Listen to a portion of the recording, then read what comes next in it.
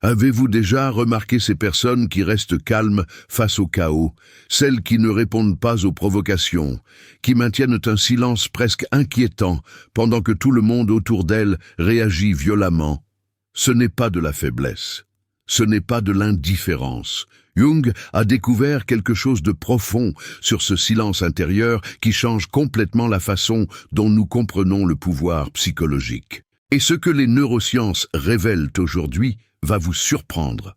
Pensez à ce moment où quelqu'un vous a provoqué, vous a attaqué verbalement, a tenté de vous faire réagir, et vous avez choisi de ne pas répondre. Non pas parce que vous aviez peur, non pas parce que vous n'aviez rien à dire, mais parce que quelque chose en vous savait que réagir serait gaspiller de l'énergie. Les gens autour de vous ont peut-être interprété cela comme de la passivité, comme si vous aviez laissé l'autre gagner. Mais la vérité est exactement l'opposé. Ce silence n'est pas de la passivité, c'est du pouvoir concentré. Ce que la psychologie jungienne et les neurosciences modernes révèlent sur ce phénomène va complètement transformer la façon dont vous percevez le silence intérieur. Stephen Porges, à travers sa théorie polyvagale révolutionnaire, a démontré que notre système nerveux possède des états de fonctionnement complètement différents et ceux qui parviennent à garder leur calme face à la provocation opèrent à partir d'un état neurobiologique évolué que la plupart des gens n'ont tout simplement pas atteint. Ce n'est pas un contrôle forcé, c'est une maturité psychologique profonde. À la fin de ce voyage, vous comprendrez pourquoi les personnes les plus puissantes sont celles qui ont maîtrisé l'art de ne pas réagir. Vous reconnaîtrez ce pouvoir en vous-même, vous comprendrez la science qui le sous-tend, et vous découvrirez comment il vous transforme non seulement vous, mais aussi tous ceux qui vous entourent. Mais d'abord, nous devons comprendre ce qui se passe réellement dans la psyché de quelqu'un qui possède ce pouvoir invisible. Vous avez peut-être remarqué que les personnes qui réagissent le plus violemment sont celles qui fuient quelque chose à l'intérieur d'elles-mêmes. Quelqu'un fait un commentaire légèrement critique et elles explosent en défense. Quelqu'un n'est pas d'accord avec une opinion et elles attaquent comme si leur propre existence était menacée. Pourquoi cette réactivité si intense?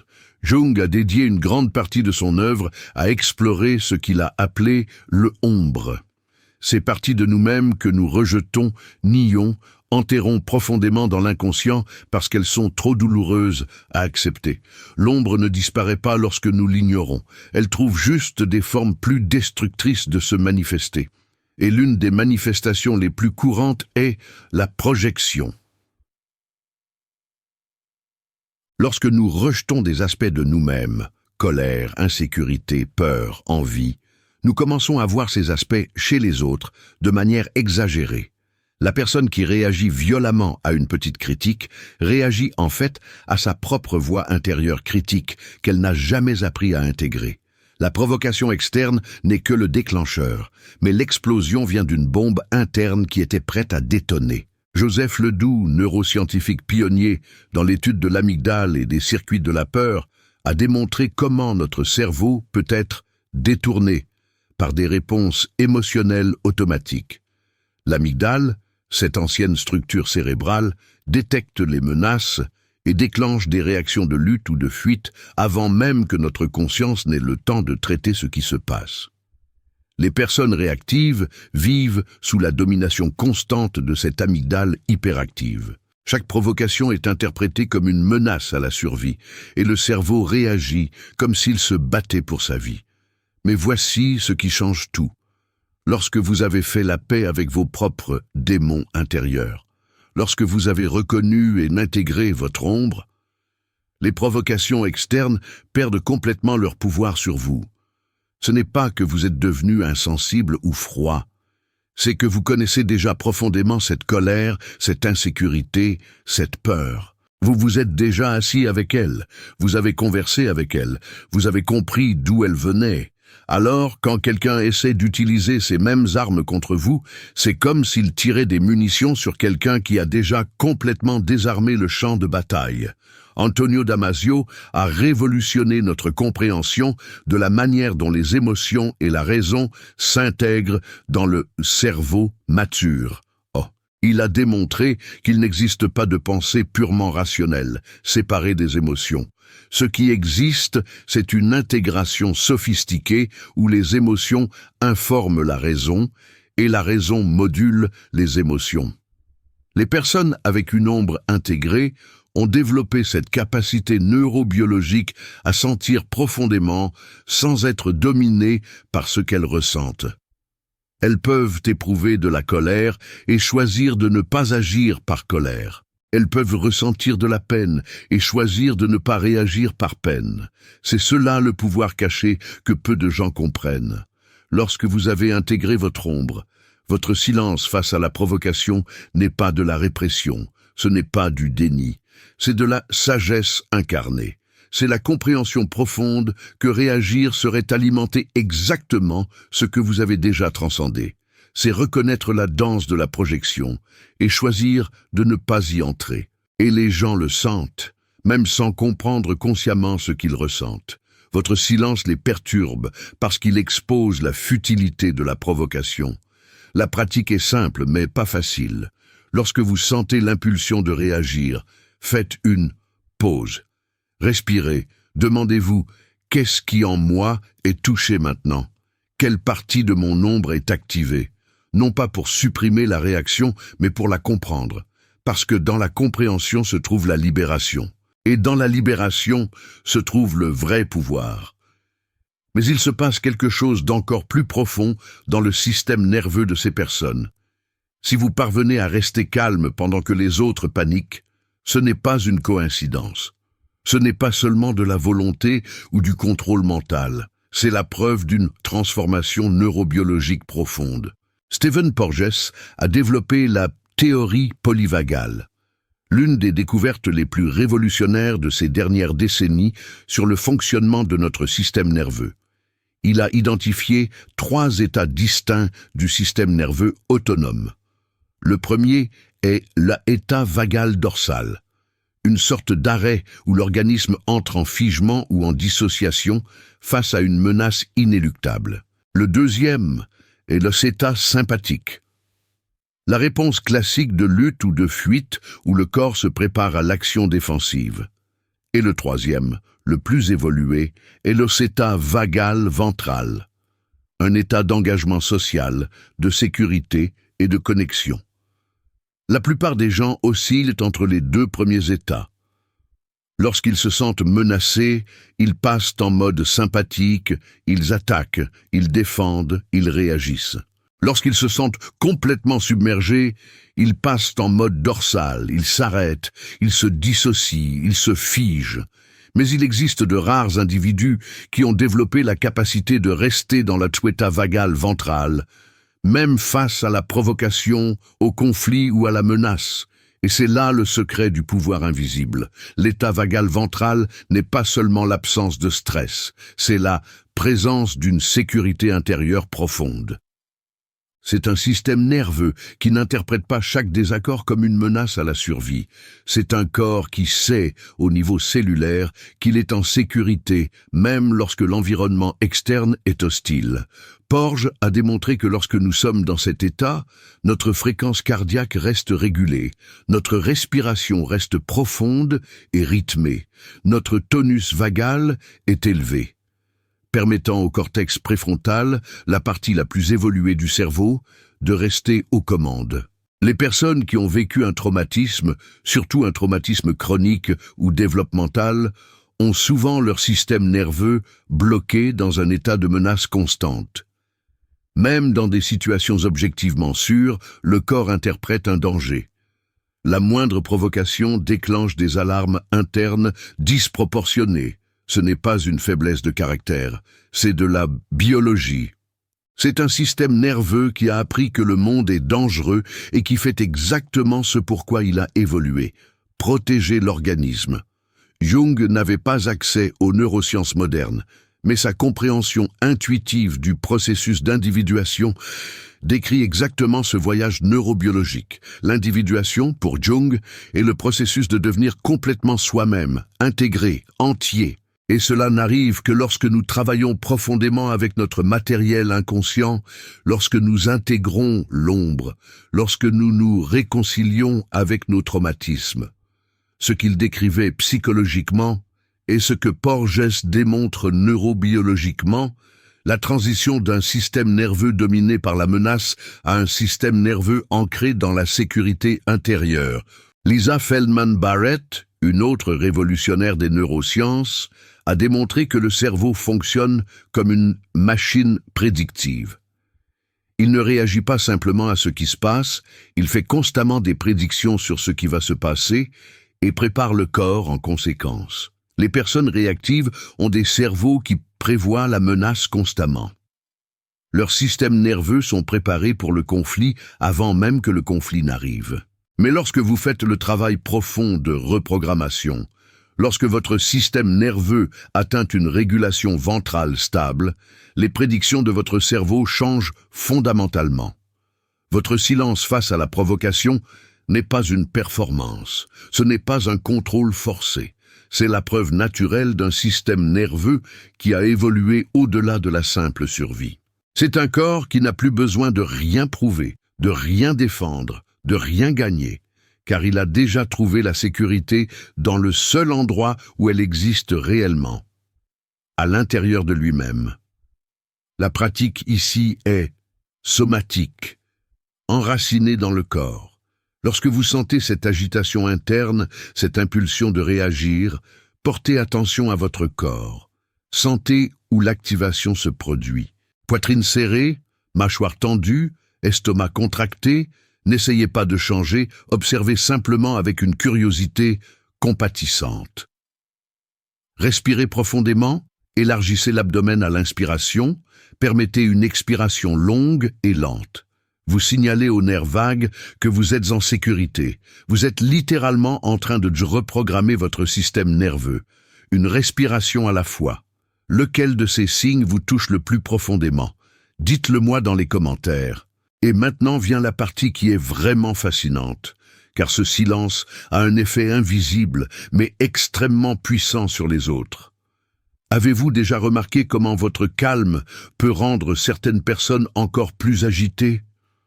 Vous restez serein face à la provocation et, au lieu de se calmer, elles escaladent, deviennent plus agressives, plus désespérées pour vous faire réagir. Pourquoi cela arrive-t-il? Jung a expliqué ce phénomène par le concept de projection. Nous voyons chez les autres ce que nous nions en nous-mêmes. Toute la colère non ressentie, toute l'insécurité non acceptée, toute la peur non reconnue, tout cela est projeté à l'extérieur et perçu comme appartenant à l'autre. C'est un mécanisme inconscient de défense. Si je peux croire que vous êtes le problème, je n'ai pas besoin de regarder ma propre souffrance intérieure. Voici la dynamique psychologique fascinante. Lorsque quelqu'un vous provoque, il essaie inconsciemment de vous faire porter quelque chose qui lui appartient. Il essaie de vous faire ressentir sa colère, son inadéquation, son chaos interne. C'est comme s'il lançait un hameçon émotionnel. Et la réaction attendue est que vous mordiez à l'hameçon, que vous vous accrochiez, et alors ils peuvent dire « Vous voyez, le problème, c'est vous, pas moi ». La provocation est l'hameçon. Votre réaction serait la validation que leur projection fonctionne. Mais lorsque vous ne réagissez pas, lorsque vous restez dans un silence conscient, quelque chose de profond se produit. Vous retirez l'hameçon. La projection de l'autre n'a nulle part où se fixer. Et maintenant, ils sont forcés de tenir ce qu'ils essayaient de vous jeter. Cette colère, cette agitation, cette inadéquation leur reviennent. Et c'est profondément inconfortable.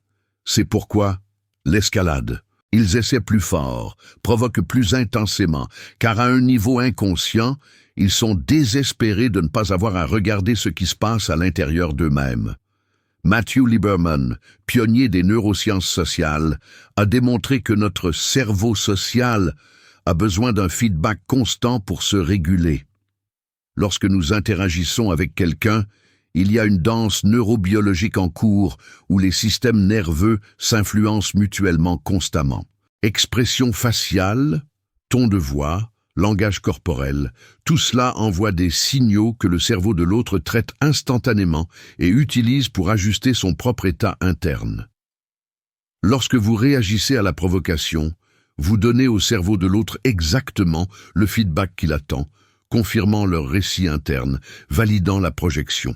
Mais lorsque vous ne réagissez pas, lorsque votre visage reste serein, votre corps détendu, votre voix calme, vous envoyez des signaux neurobiologiques complètement inattendus. Le cerveau de l'autre est confus. Le récit interne s'effondre.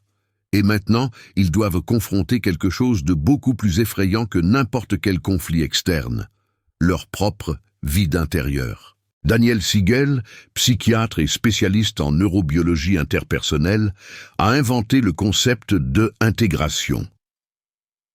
Il a démontré que les cerveaux intégrés ont la capacité de rester présents et régulés même face à la dérégulation d'autrui.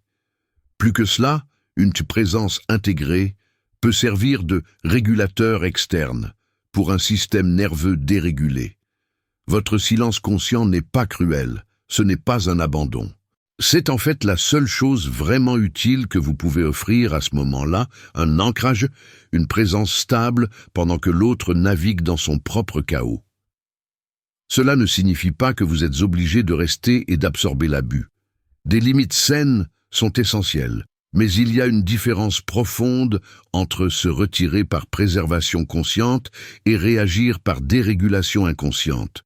Le premier est du pouvoir, le second est de la réactivité déguisée. Ce n'est pas vous qui êtes cruel en ne répondant pas, c'est leur propre ombre qui devient visible lorsqu'elle n'a plus d'endroit où se cacher. La sagesse pratique ici est le discernement. Le silence peut être une guérison lorsqu'il vient d'une présence intégrée et d'une conscience compatissante, mais le silence peut aussi être un évitement lorsqu'il vient de la peur, de la dissociation ou de la manipulation passivo-agressive. Seul vous savez, dans l'honnêteté de votre cœur, d'où vient votre silence. Et cette honnêteté brutale avec vous-même est ce qui différencie le vrai pouvoir du mécanisme de défense. La prochaine fois que quelqu'un escalade face à votre calme, demandez-vous intérieurement, qu'est-ce qui en eux est reflété maintenant? Quelle ombre est forcée de devenir visible? Et vous pouvez ressentir de la compassion, non pas de manière condescendante, mais avec une compréhension authentique que vous aussi avez déjà été perdu dans vos propres projections, que c'est cela le chemin humain, ce processus douloureux de l'éveil. Mais il y a un danger caché dans ce pouvoir, quelque chose dont Jung lui-même a mis en garde et que beaucoup ignorent, transformant ce silence en quelque chose de beaucoup plus destructeur qu'ils ne l'imaginent. Attention, car tout silence n'est pas pouvoir. C'est une distinction critique qui peut faire toute la différence entre la vraie évolution et la stagnation déguisée. Jung était clair en différenciant la répression de la intégration. La répression, c'est quand vous enterrez des aspects de vous-même si profondément dans l'inconscient que vous croyez qu'ils n'existent plus. Vous construisez des murs psychiques, supprimez des émotions, niez des impulsions et créez un persona, un masque social qui semble contrôlé et calme, mais c'est un calme faux, une paix superficielle construite sur un volcan de matériel non traité qui n'attend que la bonne pression pour exploser. L'intégration est complètement différente. L'intégration, c'est quand vous descendez dans les profondeurs les plus sombres de vous-même. Regardez votre ombre dans les yeux, reconnaissez chaque aspect rejeté, chaque émotion niée, chaque impulsion honteuse et dites « cela aussi est à moi ». Non pas pour agir selon ces impulsions, mais pour leur retirer le pouvoir qu'elles ont sur vous par la reconnaissance consciente. Jung savait que l'ombre intégrée perd son contrôle sur nous précisément parce qu'elle n'est plus cachée. Il existe un état neurobiologique que Stephen Porges a identifié. et qui est souvent confondu avec le vrai calme, l'état vagal dorsal, ou ce que beaucoup connaissent comme le figement ou la dissociation. Lorsque le système nerveux est submergé par un traumatisme, surtout dans l'enfance, lorsque lutter ou fuir ne sont pas des options viables, l'organisme a un dernier recours évolutif, le arrêt. C'est une protection, une forme de survie face à l'insupportable. La personne se déconnecte littéralement de ses émotions, de son corps, parfois même de sa conscience. Et voici le danger insidieux. La dissociation peut ressembler exactement à la présence calme. La personne ne réagit pas, reste silencieuse, semble centrée. Mais sous cette apparence, il y a un vide, une déconnexion fondamentale de sa propre vitalité.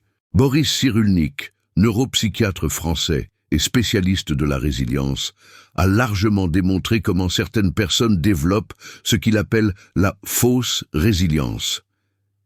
Une adaptation qui permet de fonctionner dans le monde, mais qui coûte l'essence même, la capacité de sentir pleinement, d'être vraiment vivant. Comment faites-vous la distinction? Les signes de dissociation sont subtils, mais révélateurs. Absence émotionnelle profonde, non pas seulement du calme, mais un vide intérieur où devrait se trouver le sentiment. Déconnexion corporelle, la sensation de flotter hors de son propre corps, de regarder la vie se dérouler comme si l'on regardait un film. Vide intérieur persistant. Cette sensation que quelque chose d'essentiel manque, mais que vous ne parvenez pas à identifier quoi. Relation superficielle. Incapacité à une véritable intimité, car l'intimité requiert la présence émotionnelle.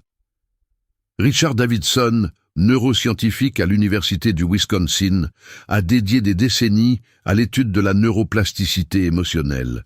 Il a démontré qu'il existe des différences cérébrales mesurables entre la suppression émotionnelle et la régulation émotionnelle mature. La suppression demande un effort constant du cortex préfrontal pour maintenir les émotions sous contrôle. Et cela est visible dans les schémas d'activation cérébrale. C'est comme tenir un ballon de plage sous l'eau. Cela demande une énergie constante, et finalement vos bras vont se fatiguer. La régulation mature, en revanche, montre des schémas complètement différents. Le cortex préfrontal est actif, mais de manière intégrée aux régions émotionnelles, non en opposition à elles. Il y a une communication fluide entre les différentes parties du cerveau. Davidson a démontré que les personnes qui pratiquent la méditation de pleine conscience sur de longues périodes développent exactement ces schémas d'intégration cérébrale. Elles sentent profondément, mais ne sont pas dominées par ce qu'elles ressentent. Un vrai pouvoir du silence intérieur. Sent tout, mais ne supprime rien. Il y a une différence cruciale entre ne pas réagir et ne pas sentir. Le silence conscient est imprégné de sensations, de présence vivante. Vous sentez la colère monter, reconnaissez son énergie dans le corps, observez les pensées qu'elle apporte et choisissez de ne pas agir selon elle. Mais la colère est là. Vous ne niez pas son existence. C'est complètement différent de la dissociation où vous ne sentez littéralement plus rien, où la colère ne monte pas car vous avez éteint tout le système de réponse émotionnelle. Demandez-vous avec une honnêteté brutale, lorsque vous ne réagissez pas, est-ce parce que vous avez atteint la maturité psychologique ou parce que vous avez éteint quelque chose d'essentiel en vous? Sentez-vous vos émotions profondément et choisissez-vous de ne pas être dirigé par elles, ou ne les sentez-vous simplement plus? Lorsque quelqu'un vous provoque et que vous restez silencieux, y a-t-il une présence vivante dans ce silence ou y a-t-il un vide? Êtes-vous connecté à votre corps, sentant la vie pulser à travers vous? Ou y a-t-il une nébuleuse de déconnexion, comme si vous observiez la vie de loin? Ces questions ne sont pas là pour vous juger, elles sont là pour vous libérer. Car si vous découvrez que votre silence vient de la dissociation, ce n'est pas une honte, c'est une information précieuse. C'est l'invitation à faire le travail pour réellement intégrer votre ombre. d'apporter de la gentillesse et de la compassion à ces parties de vous qui ont dû s'éteindre pour survivre et qui ont maintenant besoin d'être invitées à revenir à la vie. Et si vous reconnaissez que votre silence vient d'une vraie présence, alors vous savez que vous êtes sur le chemin de la individuation réelle. Une fois que vous comprenez cette distinction critique entre dissociation et présence, vous découvrez la vraie source du pouvoir invisible. Et c'est là que tout se transforme, car cette compréhension n'est pas seulement intellectuelle, elle change fondamentalement qui vous êtes. Voici ce que Jung a réellement découvert sur l'individuation. Ce n'est pas un processus pour devenir parfait, contrôlé, toujours calme.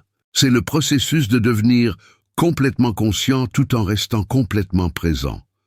C'est la capacité de contenir tous les opposés en soi, lumière et obscurité, force et vulnérabilité, colère et compassion, et de ne pas être déchiré par cette tension, mais d'être agrandi par elle.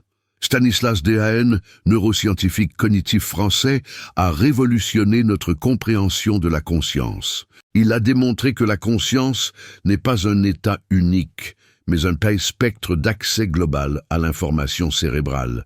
Plus vous êtes conscient, plus d'aires cérébrales communiquent entre elles, partageant l'information, créant une expérience intégrée.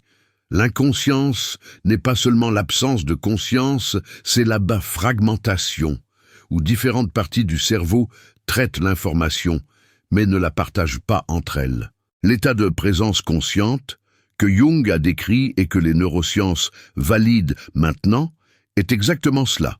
Un état d'intégration maximale où vous avez accès simultané à l'émotion, à la raison, à l'intuition, à la sensation corporelle, à la mémoire. Vous n'êtes identifié à aucune d'elles exclusivement, vous êtes le champ de conscience, qui les témoigne toutes, et depuis ce lieu de témoin, vous pouvez sentir la colère sans être la colère. Vous pouvez expérimenter la peur sans être la peur. Vous pouvez reconnaître une impulsion de réagir sans être dominé par cette impulsion. Antonio Damasio a fait une découverte fondamentale qui change tout. Il a démontré que notre corps envoie constamment des signaux au cerveau sur son état interne, et ces signaux forment ce qu'il appelle des marqueurs somatiques. Ce sont essentiellement des mémoires émotionnelles corporelles d'expériences passées qui guident nos décisions présentes en dessous du niveau de la conscience. Les personnes avec une ombre non intégrée ont des marqueurs somatiques déformés par le traumatisme, conduisant à des réactions automatiques disproportionnées. Mais voici la transformation alchimique. Lorsque vous faites le travail d'intégration profonde, lorsque vous vous asseyez avec vos émotions difficiles à plusieurs reprises, lorsque vous apportez une conscience compatissante à vos schémas réactifs, vous êtes littéralement en train de reprogrammer vos marqueurs somatiques. Vous créez une nouvelle mémoire corporelle, une sagesse somatique qui surgit non de la suppression, mais de l'intégration. Votre corps apprend au niveau cellulaire que vous pouvez sentir intensément et survivre, que les émotions sont de l'information, non de l'identité, que vous êtes beaucoup plus grand que n'importe quel état temporaire. C'est cela, l'alchimie intérieure du non-réagir. Vous convertissez l'impulsion réactive en énergie consciente. Chaque fois que vous sentez cette vague de colère monter, ce désir d'attaquer, de défendre, de gagner, et que vous faites une pause, respirez, sentez complètement l'énergie de cette émotion sans agir selon elle. Vous êtes en train de transmuter le plomb psychologique en dior. Vous prenez l'énergie brute et primitive de la réactivité et la raffinez en pouvoir conscient. Et ce pouvoir est triple. Il y a la clarté mentale, car votre cortex préfrontal n'est pas détourné par votre amygdale. Vous voyez les situations telles qu'elles sont réellement, non à travers la lentille déformée des émotions non traitées. Il y a la paix émotionnelle, car vous n'êtes pas en guerre constante avec vos propres sentiments. Vous avez développé la capacité de sentir profondément sans être détruit par ce que vous sentez. Et il y a la force spirituelle, au sens le plus profond de ce mot, car vous avez découvert un centre en vous qui reste inébranlable, indépendamment de la tempête extérieure.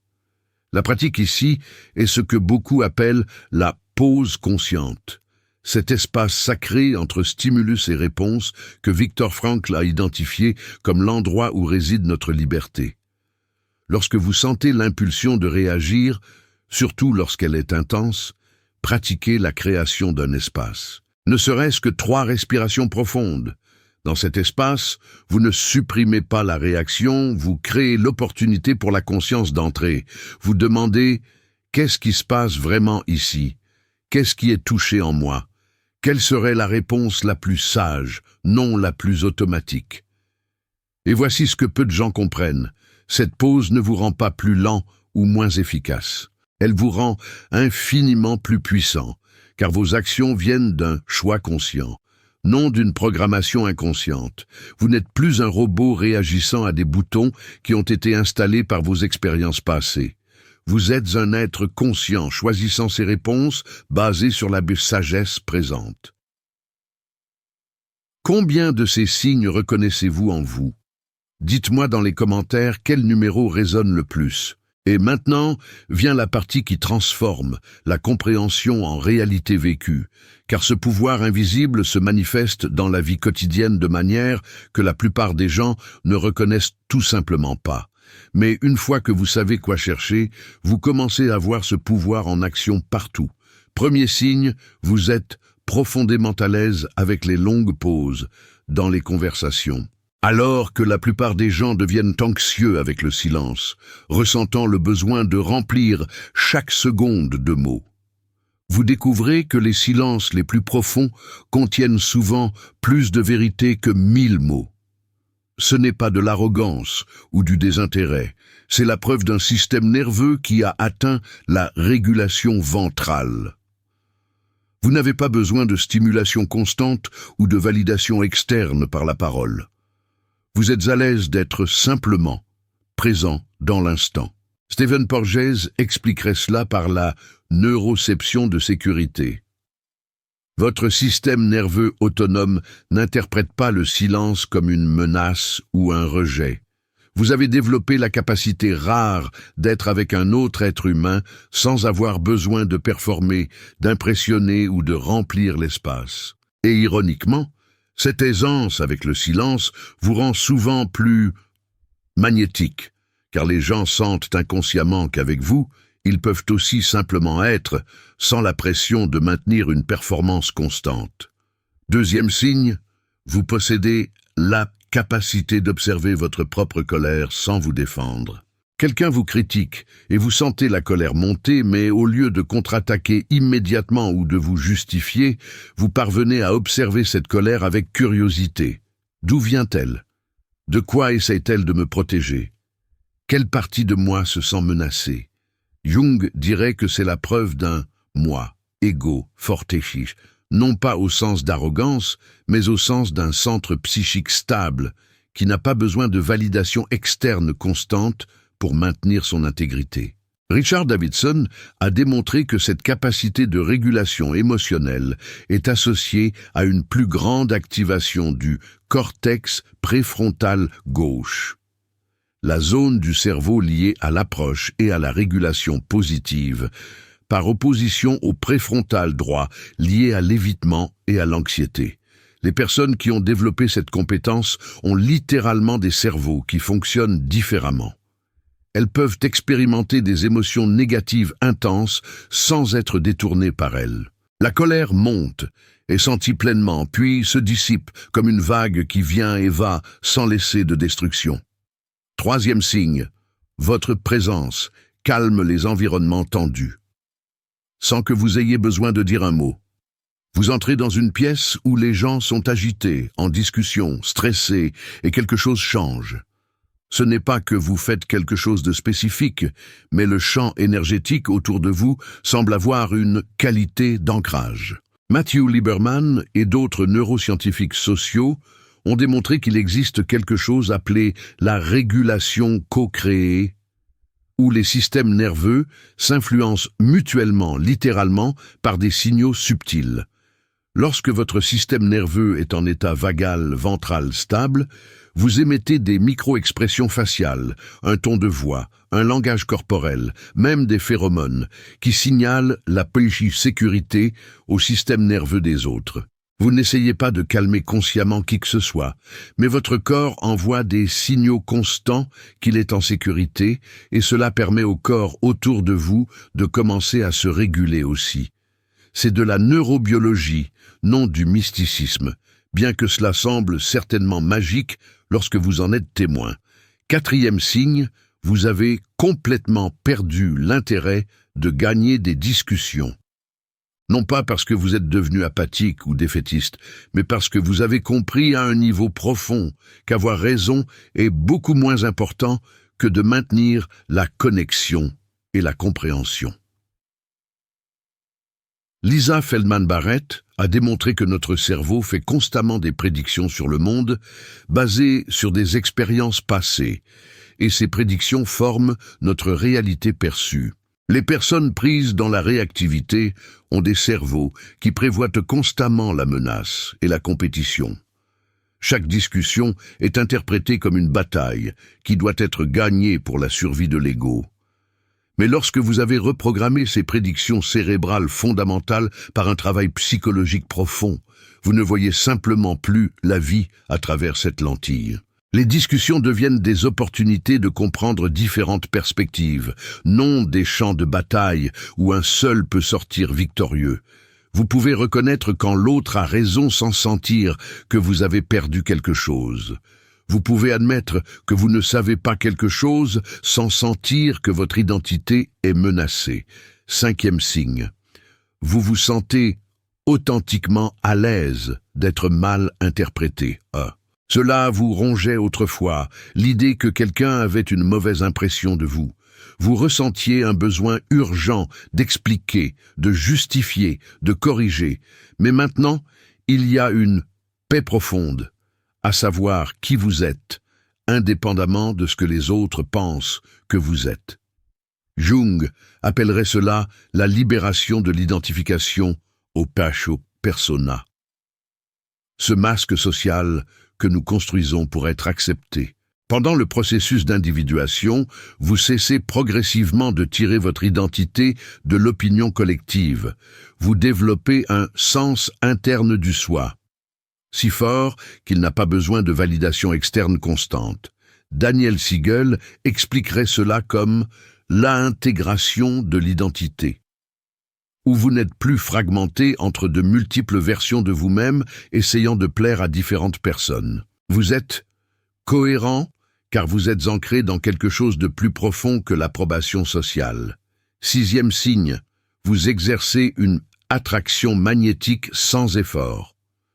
Les gens veulent être près de vous, recherchent votre compagnie, se sentent bien en votre présence, mais vous ne faites rien pour provoquer cela.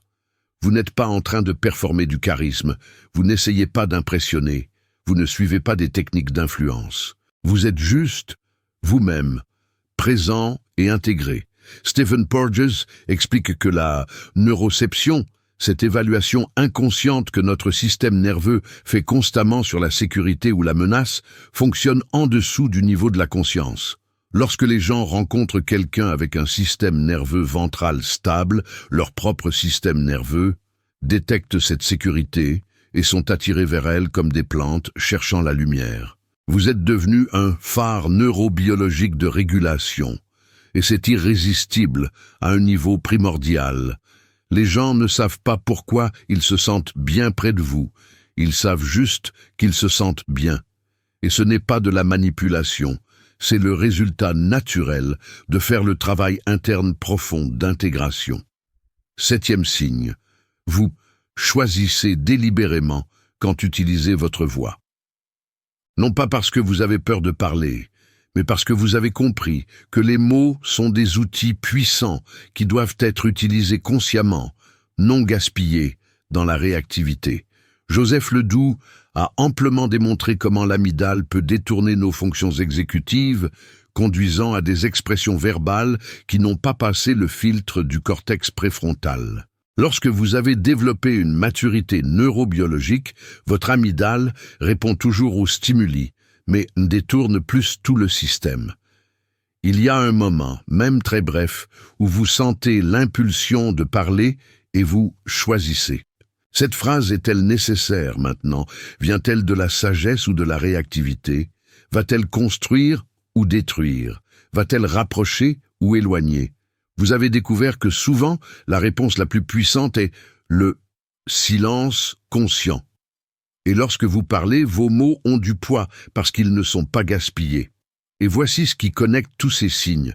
Ce ne sont pas des performances ou des techniques que vous appliquez. Ce sont des manifestations naturelles d'un système nerveux qui a évolué, d'une psyché qui s'est intégrée, d'une conscience qui s'est élargie. Vous n'essayez pas d'être calme, vous êtes calme. Vous ne simulez pas la présence, vous êtes présent. Et cette authenticité est exactement ce qui rend ce pouvoir invisible, car il ne peut pas être imité ou manipulé. Il ne peut être développé que par le travail interne profond et honnête. Ce pouvoir que vous avez développé ne vous transforme pas seulement vous, il transforme tous ceux qui entrent dans votre champ énergétique, et cela crée un héritage qui va bien au-delà de votre vie individuelle. Jung savait quelque chose que les neurosciences modernes confirment maintenant. L'individuation n'est pas un processus purement personnel. Lorsque vous faites le travail d'intégrer votre ombre, d'atteindre une conscience élargie, de développer une vraie présence, vous n'êtes pas seulement en train de vous changer vous-même. Vous altérez le champ même de l'inconscient collectif. Cette dimension psychique partagée que Jung a identifiée comme connectant tous les êtres humains à un niveau profond.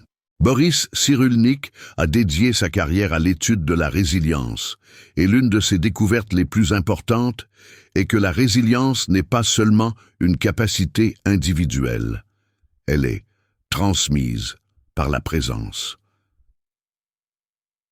Lorsqu'un enfant grandit près d'un adulte qui possède une régulation émotionnelle mature, qui peut rester présent même face à la difficulté, qui démontre qu'il est possible de sentir profondément sans être détruit, cet enfant développe des circuits neurobiologiques complètement différents d'un enfant qui grandit entouré de dérégulation constante. Vous n'avez pas besoin de donner des conférences sur la psychologie ou d'enseigner des techniques. Votre propre présence régulée est l'enseignement. Votre système nerveux ventral stable communique avec les systèmes nerveux autour de vous au niveau de la neuroception. Cette évaluation inconsciente que Porges a identifiée.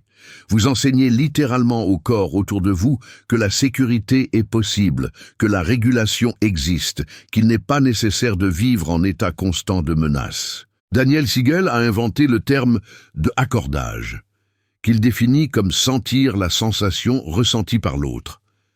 C'est différent de l'empathie cognitive, où vous comprenez intellectuellement ce que l'autre traverse. L'accordage, c'est quand votre système nerveux résonne avec le système nerveux de l'autre, quand vous sentez dans votre propre corps les échos de leur expérience émotionnelle. Mais voici le point crucial. Vous sentez sans être renversé. Vous raisonnez sans perdre votre propre centre, et c'est exactement là que réside le pouvoir de guérison. Lorsque vous parvenez à être présent avec la douleur de quelqu'un, à sentir avec lui sans être submergé, vous offrez quelque chose que beaucoup de gens n'ont jamais expérimenté, un témoignage conscient. Vous dites sans mots, votre souffrance est réelle, je vous vois, je sens avec vous, et en même temps, je reste ici, stable, non détruit par l'intensité de ce que vous ressentez. Et cela enseigne quelque chose de fondamental, qu'il est possible de sentir profondément et de survivre. Il y a une responsabilité qui vient avec cet éveil. Non pas une obligation imposée de l'extérieur, mais quelque chose qui surgit naturellement lorsque vous atteignez un certain niveau d'intégration. Jung appelait cela le guerrier blessé, celui qui est passé par son propre enfer psychologique, a intégré ses propres blessures et porte maintenant une capacité unique de guider les autres à travers l'obscurité parce qu'il connaît intimement le territoire. Vous ne devenez pas nécessairement thérapeute, bien que certains fassent ce choix, mais vous devenez une présence guérisseuse dans le monde simplement en existant avec conscience. Au travail, à la maison, dans les interactions occasionnelles dans la rue, vous portez quelque chose dont le monde a désespérément besoin. La preuve vécue.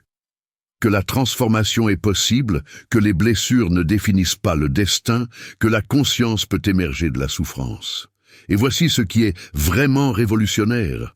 Nous vivons dans une société qui récompense la réactivité. Culture de l'annulation, discussion sur les réseaux sociaux, indignation performative, victimisation compétitive, tout cela est la réactivité élevée au rang de vertu. L'algorithme favorise le scandaleux, l'émotionnel, le clivant. Clic, partage, engagement, tout cela renforce le mode sympathique du système nerveux, cet état de lutte constante. Dans ce contexte culturel, votre calme est un acte révolutionnaire. Votre silence conscient est une forme de résistance, non contre des personnes, mais contre un système entier qui profite de votre dérégulation. Chaque fois que vous choisissez de ne pas réagir, de ne pas alimenter le drame, de ne pas entrer dans la danse de la polarisation, vous affirmez votre souveraineté psychologique. Vous dites « Je ne suis pas un robot répondant à une programmation. Je suis un être conscient choisissant ma réponse. » Et ce choix réverbère. D'autres personnes le perçoivent, même inconsciemment. Elles voient quelqu'un qui n'est pas pris dans le cycle de réactivité infinie, et quelque chose en elles s'éveille. Peut-être pas immédiatement, peut-être pas de manière évidente, mais une semence est plantée. La possibilité devient visible. Et la possibilité est tout ce dont quelqu'un a besoin pour commencer son propre voyage. Votre héritage n'est pas ce que vous accumulez, conquérez ou construisez matériellement. Votre héritage est le niveau de conscience que vous avez atteint et transmis par votre propre présence. Ce sont les personnes qui se sont senties en sécurité près de vous et ont ainsi pu commencer à sentir leur propre douleur supprimée. Ce sont les enfants qui ont grandi en voyant en vous un modèle qu'il est possible d'être fort et vulnérable simultanément. Ce sont les moments où vous êtes resté présent, alors qu'il aurait été beaucoup plus facile de réagir, et cette présence a changé fondamentalement le cours d'une interaction, d'une relation, peut-être d'une vie entière. Jung disait que le privilège de toute une vie est de devenir qui vous êtes vraiment. Et lorsque vous devenez qui vous êtes vraiment, lorsque vous atteignez l'individuation, vous découvrez quelque chose de paradoxal. Vous êtes complètement unique et simultanément profondément connecté à tout homme. Votre silence intérieur ne vous sépare pas du monde. Il vous connecte à lui à un niveau plus profond que les mots ou les actions ne pourraient l'atteindre. Alors, maintenant que vous comprenez ce pouvoir invisible, maintenant que vous reconnaissez les signes en vous-même, la question devient « Que faites-vous de cette compréhension ?» Et la réponse est étonnamment simple. Vous continuez à faire le travail. Parce que l'individuation n'est pas une destination que vous atteignez et c'est fini. C'est un processus continu d'approfondissement, d'expansion, d'intégration de couches de plus en plus subtiles de la psyché. Vous avez peut-être intégré des aspects grands et évidents de votre ombre, mais il y a toujours des nuances plus profondes qui attendent d'être portées à la conscience. Vous avez peut-être atteint une régulation ventrale stable dans de nombreuses situations, mais il y aura toujours de nouveaux contextes qui défieront cette stabilité et vous inviteront à un niveau encore plus profond de maturité neurobiologique. Vous êtes peut-être présent consciemment la plupart du temps, mais il y aura toujours des moments où vous glisserez vers l'inconscience. Et ces moments ne sont pas des échecs, ce sont des opportunités d'apprentissage. Le travail ne se termine jamais, et ce n'est pas décourageant, c'est libérateur. Cela signifie qu'il y a toujours plus de profondeur disponible, plus de richesse à découvrir, plus de vie à vivre pleinement. Vous ne cherchez pas la perfection, vous embrassez la complétude, qui inclut l'imperfection, l'humanité, la vulnérabilité, Et dans cette complétude, il y a plus de pouvoir que dans n'importe quel masque de perfection que vous pourriez construire. Si vous avez reconnu ces signes en vous, vous n'êtes pas froid, vous n'êtes pas distant, vous n'êtes pas indifférent, vous êtes évolué. Vous avez fait un travail psychologique que la plupart des gens passent toute leur vie à éviter.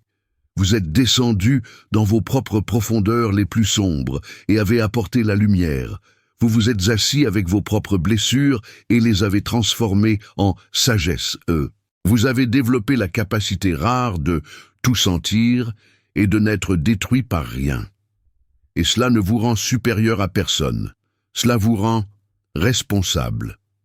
Responsable d'utiliser ce pouvoir avec sagesse, d'être la présence stable dont les autres ont besoin, de continuer à faire le travail interne honnête qui maintient ce pouvoir authentique, au lieu de le laisser se dégrader en supériorité spirituelle ou en dissociation déguisée. Jung et les neurosciences modernes convergent sur un point fondamental. La plus grande contribution que vous puissiez apporter au monde n'est pas à travers de grands gestes ou des réalisations spectaculaires. C'est à travers la qualité de conscience que vous apportez à chaque moment, chaque interaction, chaque choix. C'est à travers la profondeur de présence que vous cultivez en vous-même et que vous irradiez naturellement. Ce silence intérieur que vous avez développé n'est pas quelque chose à atteindre, c'est quelque chose à dévoiler continuellement. Ce n'est pas un objectif externe, c'est un retour à ce qui a toujours été en vous, mais qui était obscurci par des couches de conditionnement, de traumatisme, de peur et d'identification. Chaque couche que vous retirez, vous n'êtes pas en train de devenir quelqu'un de nouveau. Vous êtes en train de révéler qui vous avez toujours été, sous tout ce qui n'était pas vous. Et cette révélation continue pour toujours, s'approfondissant infiniment, car la conscience n'a pas de fond. Il y a toujours plus de profondeur, plus de subtilité, plus de vie qui pulse sous la surface. L'invitation est de continuer à descendre, de continuer à sentir, de continuer à intégrer, de continuer à être présent avec tout ce qui surgit, moment après moment, respiration après respiration. La prochaine fois que quelqu'un essaiera de vous provoquer, lorsque cette vague de réactivité commencera à monter, faites une pause. Respirez. Sentez l'impulsion complètement, sans agir selon elle. Et demandez-vous, qu'est-ce que mon silence révèle en eux? Quelle ombre est forcée de devenir visible?